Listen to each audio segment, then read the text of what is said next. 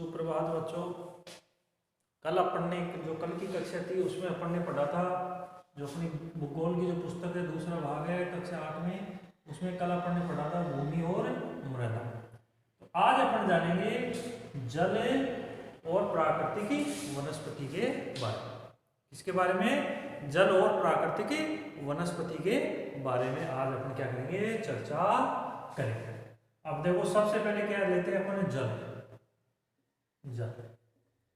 जल के बारे में मैंने कल भी बताया था कि अपनी जो संपूर्ण यानी कि धरातल है, यानी कि अपना जो पृथ्वी है उसके 1/3 भाग पे तो है क्या है, भूमि, और बाकी बचे हुए हैं 3/4 भाग पर क्या है, जल। क्या है, जल। देखो जैसे ये अपनी क्या है, पृथ्वी। ये क्या है, पृथ्वी।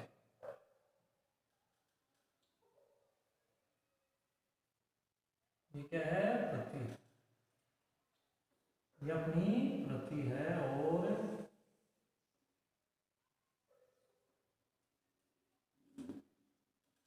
ये अपनी पृथ्वी। इस संपूर्ण पृथ्वी के मैंने कल बताया था कि 1/3 भाग में क्या है, भूमि, यानी कि 30% भाग पे तो क्या है, स्थल। क्या है, स्थल। और ये जो पूरा भाग है कितना प्रतिशत, 70% भाग। इस 70% भाग पे क्या है, जल ही जल है। क्या ही क्या है, जल ही जल। ये क्या है, जल। यानी कि इस 70% भाग पे क्या है, जल ही जल है। अब ये जो 70% भाग जल है, यानी कि अपने संपूर्ण पृथ्वी पर इतना जल होते हुए भी कई जगह ऐसी है जहां पीने के लिए पानी नहीं है, वो बेचारे प्यासे रह जाते हैं। तो ऐसा क्यों है? अब ये देखो पानी तो अपना क्या है, बहुत सारा, लेकिन यह पानी कैसा है, लवणीय पानी है, यानी कि इसके अंदर नमक की मात्रा ज्यादा है। तो ये जल है जो पीने योग्य नहीं है। इस 70% जल का, यानी कि जल कितना है, 70%। इस 70% जल का केवल और केवल मात्र 2.7%, कितना, इस 70% जल का 2.7%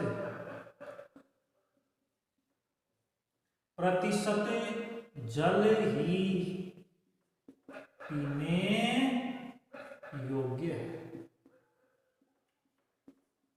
अब देखो यानी कि पानी तो बहुत सारा है, लेकिन वह क्या है, पीने योग्य नहीं है। अब ये जो 2.7%, कितना प्रतिशत, ये जो 2.7% जल है, ये इस जल का भी लगभग कितना, 70%, कौन से जल का, इस 2.7% जल का भी लगभग 70% भाग, कितना प्रतिशत, 70% भाग, कितना, 70% ये जो भाग है किसका, 2.7 का, वो भी किसमें है, हिमानियों में। हिमानी या हिमानियों में, और या इसको क्या कह सकते हैं अपन, बर्फ भी कह सकते हैं। यानी कि किसमें है, ये बर्फ के रूप में है। क्या है, अब देखो अब बचा कितना, यानी कि इसी 2 पॉइंट, यानी कि लगभग कितना होगा, इस 70% भाग का भी 2%, यानी कि ये 2.7% जल है। और इस यानी कि ये पीने योग्य, क्या है, पीने योग्य। अब इस पीने योग्य जल का भी जो 70% भाग है वो भी क्या, हिमानियों या बर्फ के रूप में है। जो अपना विश्व है उसमें जो ठंडे प्रदेश हैं, यानी उत्तर में और दक्षिण में जो महासागर है, आर्कटिक महासागर और अटलांटिक महासागर हैं जो दक्षिण में, उनमें क्या है, ये बर्फ के रूप में जमा हुआ है।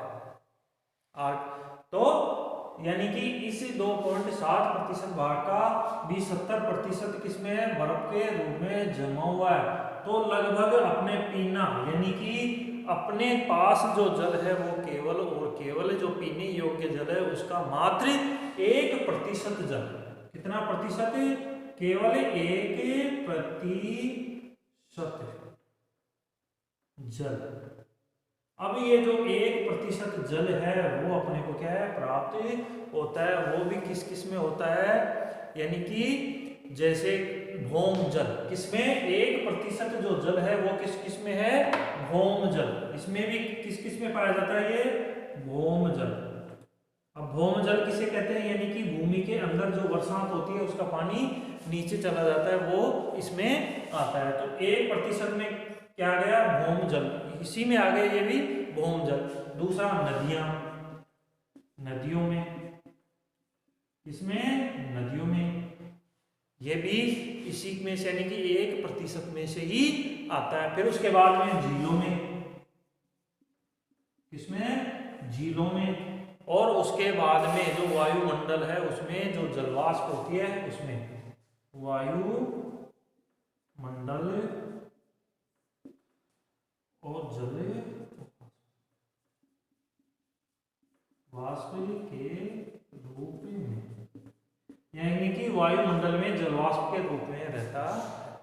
तो ये जो 1% जल है जो पीने योग्य है, पीने योग्य तो कितना है, 2%, लेकिन उसका भी 70% भाग अपने क्या है, बर्फ के रूप में जमा हुआ है। जो अपने जो उत्तरी ध्रुव और दक्षिण ध्रुव की तरफ जाते हैं तो वहां बर्फ ही बर्फ जमी हुई है, तो वहां पर ये सारा जल है। और बाकी जो 1% जल जो बचता है वो किस किस रूप में पाया जाता है अपने को, भूमि यानी कि भूमि के अंदर, नदियों में और झीलों में, वायुमंडल में और जल वाष्प के रूप में पाया जाता है। तो जल क्या है, एक नवीकरणीय प्राकृतिक संसाधन है। कैसा है, प्राकृतिक। प्राकृतिक किसे कहते हैं, यानी कि प्रकृति ने अपने आप अपने को प्रदत्त किया है या दिया है, इसको किसी ने बनाया नहीं है। जो अपन बनाते हैं वो क्या हो जाता है, मानवीय। तो ये क्या है कि नवीकरणीय, यानी कि इसको बार बार अपने उपयोग में ले सकते हैं, उसे कहते हैं नवीकरण। आगे समय में बच्चों, तो जो अपने पृथ्वी का जो जल है, यानी कि ये जो पृथ्वी का जल है, यानी कि ये संपूर्ण जल है, उसको ना तो अपन कम कर सकते हैं और ना अपन बढ़ा सकते हैं। ये जितना है उतना ही रहता है और ना इसको कम किया जा सकता है और ना इसको बढ़ाया जा सकता है। केवल क्या होता है कि किसी जगह पे कम हो सकता है और कहीं पे ज्यादा हो सकता है, लेकिन संपूर्ण की अपन बात करें तो वो उसका जो औसत है वो एक ही रहता है। अब जो ये जल, यानी कि आप जो देखते होंगे बरसात होती है, देखा होगा सभी ने, बरसात होती है, बरसात का जो पानी है जो बहता है तो कहाँ जाता है, नदियों में। और नदियों में जो जाता है पानी वो कहाँ जाता है, समुद्रों में या महासागरों में। तो ये क्या है, एक संपूर्ण, यानी कि ये जो जल है इस संपूर्ण भाग को अपन जल मंडल भी कह सकते हैं। क्या कह सकते हैं इसे, यानी कि पूरे जल को, जो 70% को जलमंडल भी कह सकते हैं, क्योंकि यहाँ पूरे जली जल का क्या है, विस्तार है। तो अपनी पृथ्वी को क्या है, नीला ग्रह भी इसी वजह से कहते हैं कि अपनी जो पृथ्वी है उसमें पानी ज्यादा होने के कारण ये कैसी दिखाई देती है, नीले कलर की दिखाई देती है। तो ये बात यहाँ तक आपको समझ में आ गई। अब जो ये पानी, आपके मन में विचार आ रहा होगा कि ये पानी आता कैसे है, कहाँ, समुद्रों में कहाँ से आता है, और जब बरसात होती है तो ये बारिश का पानी उसमें जाके इकट्ठा हो जाता होगा, लेकिन ऐसा नहीं है। यानी कि जो जल की उपलब्धता होती है वो हर जगह एक जैसी नहीं। अब अपन जल को देखो, जल क्या होता है, जैसे कि जल ही जल है। अब जब सूर्य की किरणें क्या है इसके ऊपर गिरती हैं, पानी के ऊपर गिरते हैं, तो जल क्या होता है, गर्म होता है, और गर्म होता है तो धीरे धीरे क्या है, ऊपर उठता है, उसको कहते हैं वाष्पीकरण। यानी कि गर्म होकर भाप के रूप में ऊपर उठना क्या कहलाता है, वाष्पीकरण।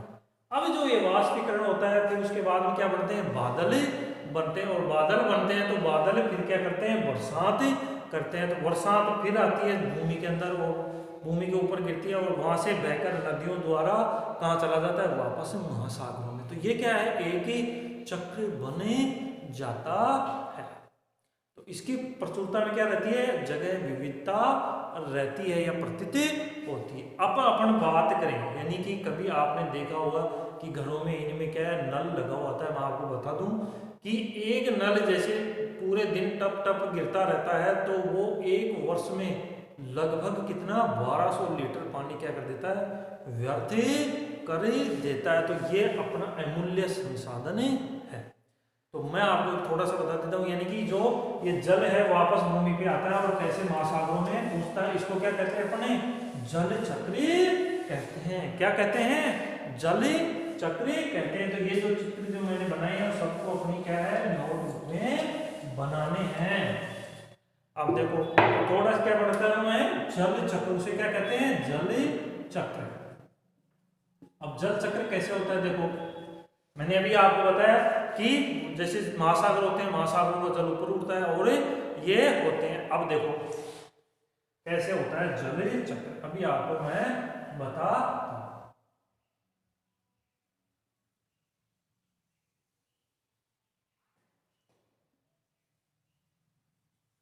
ये क्या है, जैसे अपना संपूर्ण स्तर, ये क्या है पहाड़ी, ये क्या है पहाड़, क्या है पहाड़, और ये क्या है इधर स्थल भाग, ये क्या है स्थल भाग, और इधर क्या है महासागर, इधर क्या है ये महासागर, क्या है महासागर।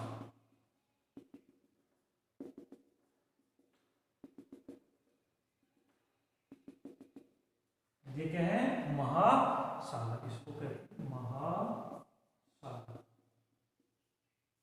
और जैसे सूर्य की किरण, जैसे ये क्या है सूर्य, ये क्या है सूर्य।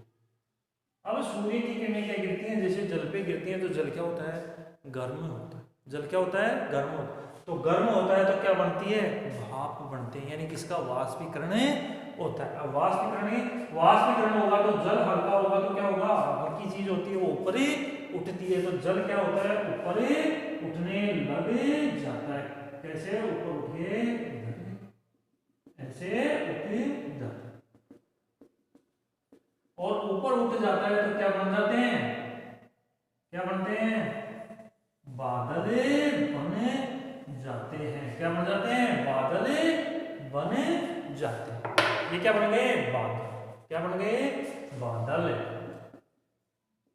यानी कि जल धीरे धीरे ऊपर जाएगा तो क्या हो जाता है, ठंडा हो जाता है। ठंडा होने से क्या हो जाते हैं, बादल बने जाते हैं। और बादलों में भी क्या होता है, जो धूल के कण होते हैं इनमें जो पानी की रोकने की क्षमता क्या हो जाती है, कम हो जाती है। उसके अपनी क्षमता से ज्यादा हो तो पानी को क्या करते थे, ये धीरे धीरे नीचे छोड़ देते हैं। यानी कि ये क्या बन गए, बादल बन गए। अब बादलों से क्या होती है, फिर वर्षा होती है। क्या होती है, वर्षा।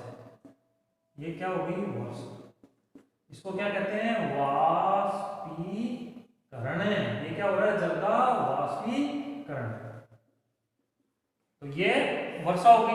अब वर्षा हो गई तो क्या होगी, वर्षा का पानी किससे आएगा, नदियों से। किससे आएगा, नदियों के द्वारा। यानी कि कुछ भाग तो किसमें चला जाएगा, भूमि के अंदर, कुछ भाग चला जाएगा किसके अंदर, झीलों के अंदर, और कुछ यानी कि जो नदियां हैं वो क्या है, नदियां, और कुछ जल क्या जाएगा, नदियों के द्वारा वापस महासागर में चला जाएगा। तो ये समझ में आ गया, इसे कहते हैं जल चक्र। क्या कहते हैं इसे, जल चक्र कहते हैं, जल चक्र। आगे समझे बच्चों, तो ये आ गया होगा, अपने इसको क्या बना ले, कॉपी में बना ले। आगे समझ में। अब आगे अपन बात करते हैं, यानी कि ये क्या है, जल का। अब इसको ना तो अपन कम कर सकते हैं ना इसको बढ़ा सकते हैं, केवल और केवल जो अपना भाग है, संपूर्ण जो पृथ्वी है, यानी कि अपनी जो संपूर्ण पृथ्वी है उसके अंदर इसमें क्या है, कुछ असमानताएं होती हैं कि जहाँ कहीं पर ज्यादा वर्षा हो जाती है, कहीं पर कम हो जाती है। तो वो क्या होती है, जल की उपलब्धता की समस्या। अब जल उपलब्धता की समस्या है, ये जल चक्र समझ में आ गया। तो जल चक्र उपलब्धता की ये समस्या, जल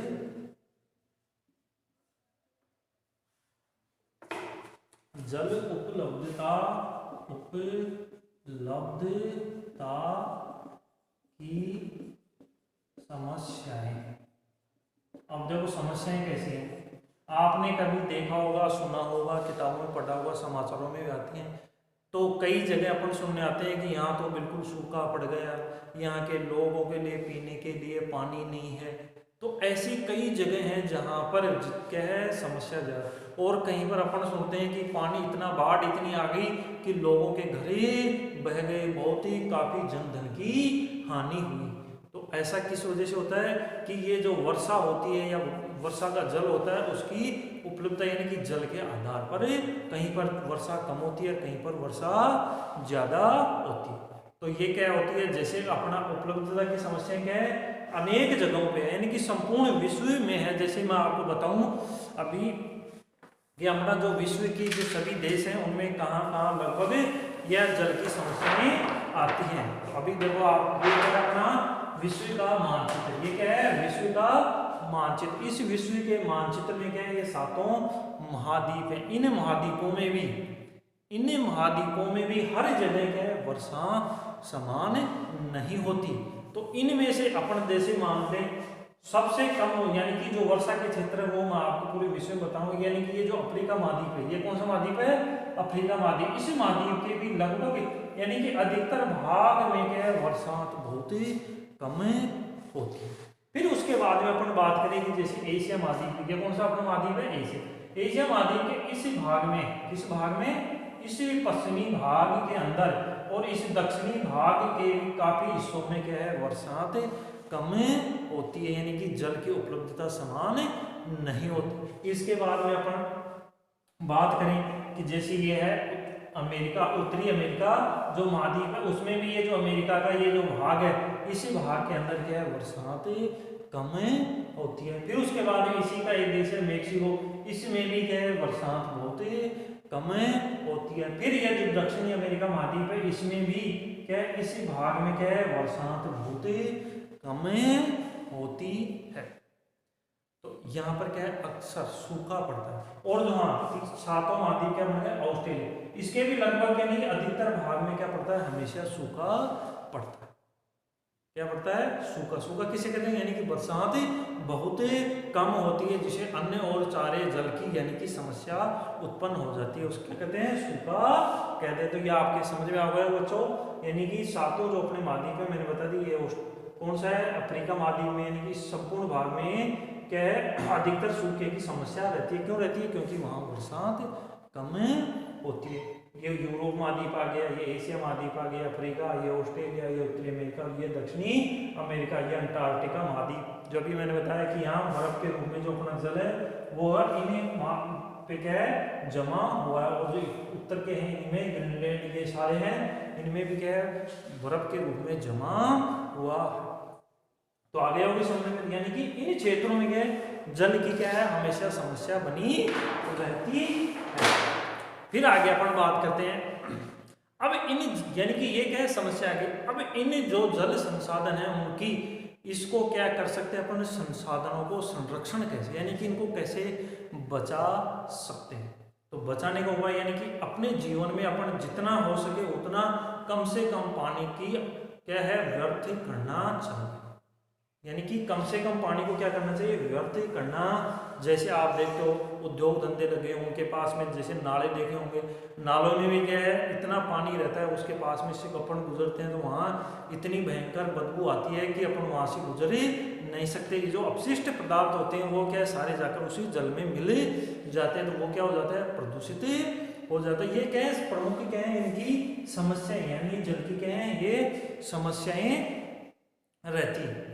फिर और जैसे कि अपन कपड़े धोते हैं या जो तालाब के अंदर कपड़े धो रहे हैं तो वो सारा साबुन उसमें क्या हो जाता है, जैसे पशु हैं उनको अपन उसी में पानी पिला रहे हैं उसमें नहला रहे हैं, तो वो पानी क्या हो जाता है प्रदूषित हो जाता है। उन चीज़ों को क्या है अपन को ध्यान रखना है। तो ये जो अमूल्य धरोहर है जो प्राकृतिक, उसको अपने को बचाना है, उसको संरक्षण के क्या होते हैं उपाय, जैसे अपन को कम से कम क्या है पानी को व्यर्थ करना चाहिए। जो ये क्या है पानी को संरक्षण, यानी कि जल एक जो संसाधन उसका संरक्षण कैसे करें, यानी कि कम से कम, यानी कि जितनी आवश्यकता हो उससे कम ही अपने इसका उपयोग करें, इसको व्यर्थ न जाने जो उद्योग धंधों के यानी कि उद्योग धंधों के जो अपशिष्ट पदार्थ हैं उनको जो शुद्ध पानी है उसके अंदर जाने से रोकना चाहिए। जो नदियां होती हैं उन नदियों के पास में जैसे गंदगियां होती हैं, कचरा होता है, उनको वहां से हटाना चाहिए। और जैसे अपन खेतों में भी अपन करते हैं तो ये रासायनिक जो पदार्थ उनका क्या है अपने को कम उपयोग करना चाहिए, क्योंकि ये रासायनिक चीजें होते हैं वो वर्षा का जल होता है उसके साथ में घुल के क्या चली जाती है वापस भूमि में चली जाती है, तो वो पानी क्या हो जाता है प्रदूषित हो जाता है। और नदियों में यानी कि जो उद्योगों का जो पानी नदियों में चला जाता है तो नदियां क्या हो जाती हैं प्रदूषित हो जाती हैं। तो ये क्या है इनको अपने को रोकना जरूरी है, यानी कि इनका अपन ऐसे संरक्षण कर सकते हैं। तो अब अपन बात करें कि लगभग अपने एक मनुष्य प्रतिदिन में लगभग कितना 135 लीटर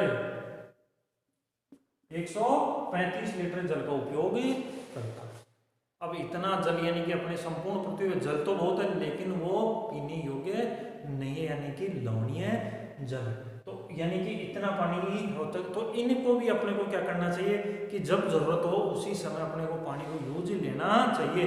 और जो पानी व्यर्थ जा रहा है उसको जैसे वर्षा का जल हो रहा है उसका अपन जैसे एक टांका क्या बना लेते हैं, एक ही टांका बना लेते हैं, उसमें उसको इकट्ठा कर लेते हैं, अपन उसको वर्ष भर में क्या कर सकते हैं उपयोग में ले सकते हैं। तो ये क्या है संरक्षण की कई चीजें होती हैं। जैसे कृषि में अपन काम लेते हैं तो उसमें अपन खेत में वैसे पानी बहाएं, उससे बढ़िया है कि अपन क्या है फव्वारा पद्धति क्या अपनाएं, फव्वारा जो अपने आते हैं स्प्रिंकलर बोलते हैं उसको, यानी कि फव्वारे से क्या है जल्दी वो ऊपरी सतह वो क्या हो जाती है गीली हो जाती है, उसको अपन पानी से बचा सकते हैं। जहाँ पानी कम होता है वहाँ बूंद बूंद सिंचाई को भी अपना सकते हैं जिससे कि पानी की पूर्ति हो सके, पानी व्यर्थ नहीं रहे। तो ये सारी क्या है इनके संरक्षण की क्या है उपाय होते हैं।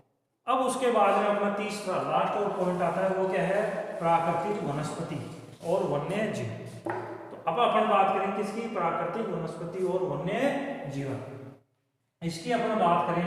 देखो प्राकृतिक वनस्पति वनस्पति का अंदर यानी कि जो पेड़ पौधे जो होती हैं प्रकृति ने अपने आप उगते हैं नहीं, उनको प्राकृतिक वनस्पति। और इस प्राकृतिक वन्य जीव यानी कि जो वन होते हैं उनके अंदर जो जीव निवास करते हैं उनको क्या कहते हैं वन्य जीव। अब ये जो वन्य जीव और प्राकृतिक वनस्पति और वन्य जीव ये क्या है बहुमूल्य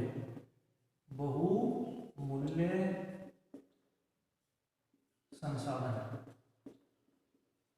बहुमूल्य का मतलब समझते हो आप जिसका कोई मूल्य नहीं होता, इतना महत्वपूर्ण ये है। जैसे अपन घर में देखते हैं खाट बनी हुई है और भी टेबल बनी हुई है, ये किससे बनती है सारी लकड़ी से, यानी कि प्राकृतिक वनस्पति से बनती है। अब जो प्राकृतिक वनस्पति और वन्य जीवन केवल क्या है स्थल मंडल जलमंडल और वायुमंडल, कौन से स्थल मंडल जलमंडल और वायुमंडल के बीच के में एक क्या है जुड़ा हुआ। स्थल मंडल का कैसे, जैसे रहने के लिए जीव को किसकी आवश्यकता होती है स्थल की, यानी कि इस पे स्थल पे रहेगा। अब स्थल पे रहेगा तो उसको पीने के लिए किसकी आवश्यकता होगी पानी की, तो वो क्या कहाँ से मिलेगा जलमंडल। और बिना जीवित यानी कि हवा के बिना सांस लिए वो जीवित ही नहीं सकता, वो किससे यानी कि वायुमंडल से मंडल। और ये हो गया एक स्थल मंडल और एक क्या हो गया स्थल मंडल जलमंडल और वायुमंडल, तो ये हो गया जल मंडल। यानी कि ये तीनों किसको प्रभावित करते हैं जीव।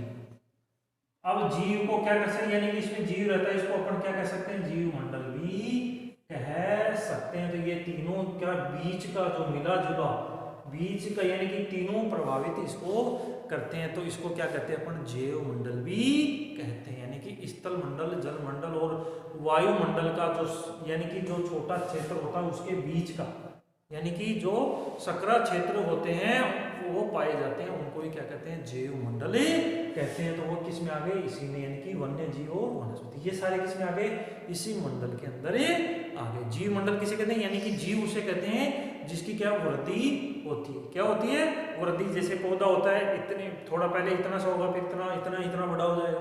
जैसे मनुष्य है पशु पक्षी हैं वो भी क्या है धीरे धीरे बढ़ते हैं, तो वो क्या है सभी जीव है। तो इसमें आ गए वो जीव मंडल, उनको प्रभावित कौन करते हैं स्थल मंडल जल मंडल और वायु मंडल उसको प्रभावित करते हैं। अब इन जो सभी यानी कि ये जो सभी जीवित प्राणियां होते हैं, क्या होते हैं, जीवित जाति या प्राणी होते हैं, इनके रहने के एक दूसरे पे क्या है, ये निर्भर करते हैं। क्या करते हैं, एक दूसरे को परस्पर निर्भर करते हैं या संबंधित होते हैं, और इसी आधार पर क्या बनता है, एक तंत्र बनता है, उसको कहते हैं पारितंत्र। क्या कहते हैं, पारितंत्र। पारितंत्र किसे कहते हैं, यानी कि सभी जीवित जातियां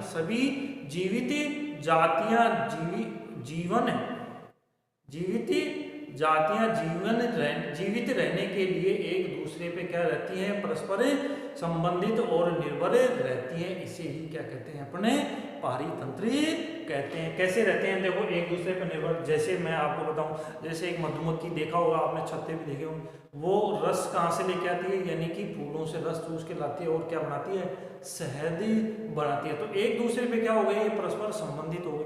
जैसे अपने पशु पक्षियां, ये चिड़ियां होती हैं और भी पक्षियां होते हैं, वो क्या कीड़ों मकोड़ों को खाते हैं और वो अपना पेट का पालन, यानी कि एक दूसरे पे क्या है, सभी निर्भर होते हैं। जैसे आपने गिद्ध का नाम सुना होगा, तो गिद्ध क्या है, पर्यावरण का बहुत ही अच्छा, क्या है, पर्यावरण को शुद्ध रखने का बहुत अच्छा कार्य करता है। लेकिन उसके भी क्या है, धीरे धीरे संख्याओं में कमी आ रही है। क्यों आ रही है, क्योंकि जो अपने जो पशु पक्षियां होते हैं, उनमें जो इंजेक्शन लगाते हैं, इन चीज़ों से क्या हुआ, उनकी मृत्यु और ये उनकी भी संख्या धीरे धीरे घटे रही है। तो ये सब क्या है, यानी कि जीवमंडल आ गया, और जीवमंडल में जो जितनी भी जीवित जातियां हैं, उनमें क्या है, एक तंत्र बढ़ता है, या जो आपस में क्या है, परस्पर निर्भर रहती है, उनसे क्या कहते हैं, पारितंत्र कहते हैं। यानी कि पेड़ पौधों पे देखो पक्षी रहते हैं, उनके लिए क्या है, आपस में परस्पर निर्भर हो गई। पेड़ पौधों से अपने कंद मूल जो भी मिलते हैं, वो उनसे भी क्या एक दूसरे पर निर्भर है। तो ये क्या बन गया, एक पारितंत्र। तो सिर्फ क्या कहते हैं, पारितंत्र कहते हैं। तो पारितंत्र की परिभाषा क्या होगी, जो आपको मैं एक लिख के बता देता हूँ। पारितंत्र कौन सा तंत्र, पारितंत्र। पारितंत्र क्या बन जाता है, एक पारितंत्र। पारितंत्र किसे कहते हैं, सभी जीवित जातियां जीवित रहने के लिए सभी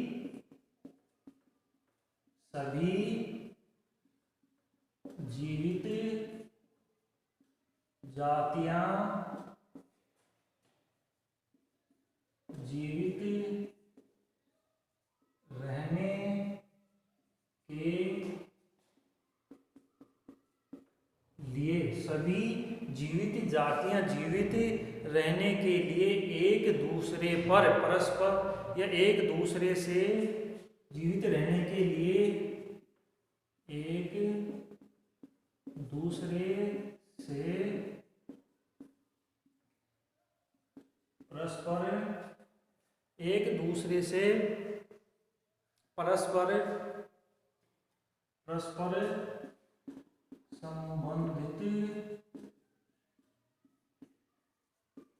हैं और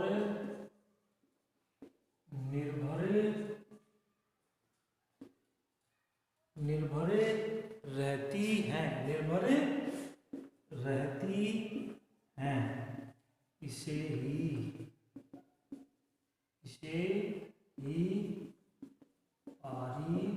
पारितंत्र कहते हैं। तो आ गया समझे, अपनी कॉपी में लिखेंगे। पारितंत्र किसे कहते हैं, सभी जीवित जातियां जीवित रहने के लिए एक दूसरे से परस्पर संबंधित हैं और निर्भर रहती हैं, इसे ही हम पारितंत्र कहते हैं। एक दूसरे से संबंधित और निर्भर रहती हैं, इसे पारितंत्र कहते हैं। अब जो बात आती है जो प्राकृतिक वनस्पतियों का वितरण, यानी कि प्राकृतिक जो वनस्पतियों का उनका वितरण कहाँ पाया जाता है, और प्राकृतिक वनस्पतियां का मुख्य रूप से प्रकार भी क्या होता है। प्राकृतिक वनस्पति का वितरण, प्राकृतिक वनस्पति का वितरण, प्राकृतिक वनस्पति का क्या है, वितरण।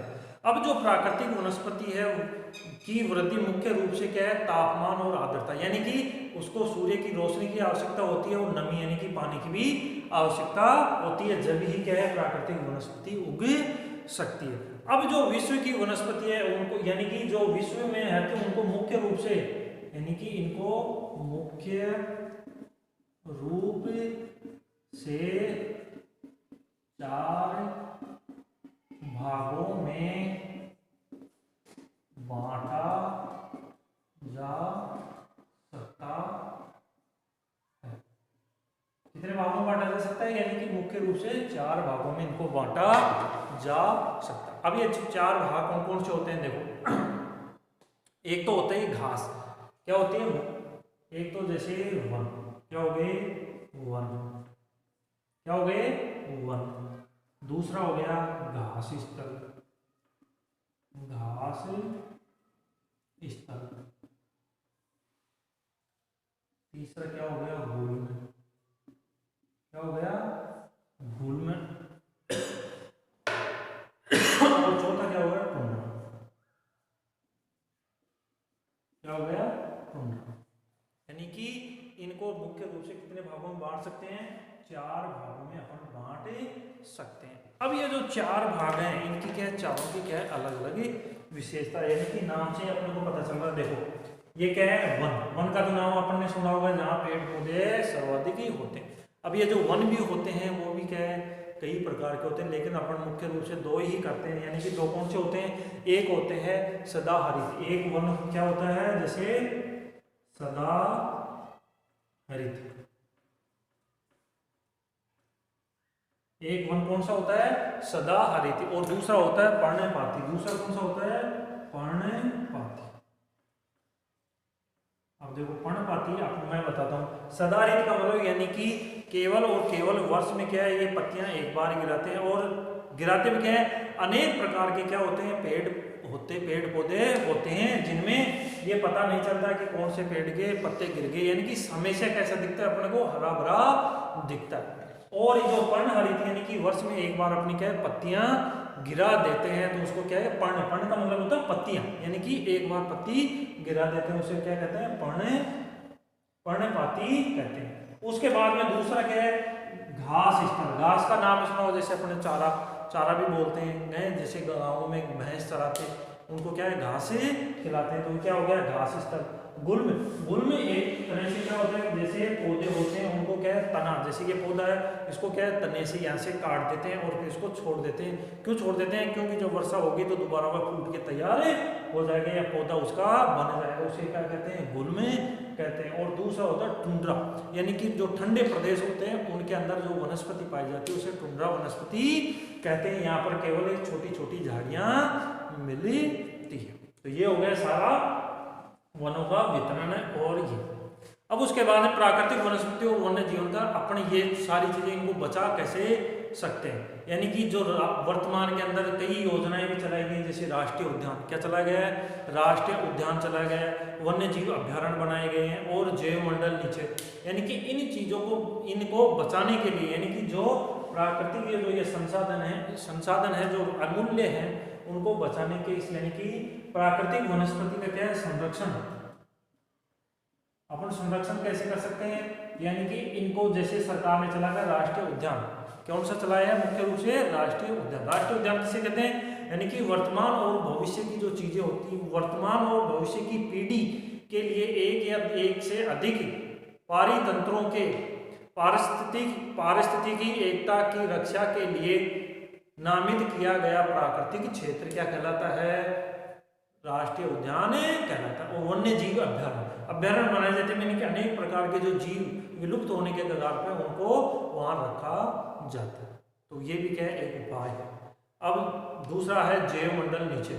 जैव मंडल नीचे कैसे थे, यह वैश्विक नेटवर्क द्वारा जुड़े हुए, वैश्विक मतलब पूरे विश्व में जुड़े हुए रक्षित क्षेत्रों की एक क्या श्रृंखला बनी हुई है। क्या बनी हुई है, श्रृंखला बनी हुई है, जिसके संरक्षण और विकास के संबंध में को प्रदर्शित करने के इरादे से इसे क्या किया गया, बनाया गया। तो आज ये अध्याय अपना क्या हो गया, पूरा हो गया। इसको अच्छे से पढ़ेंगे और ये अपने परीक्षा में कितने का है, 7 नंबर का इसमें से क्वेश्चन आएंगे।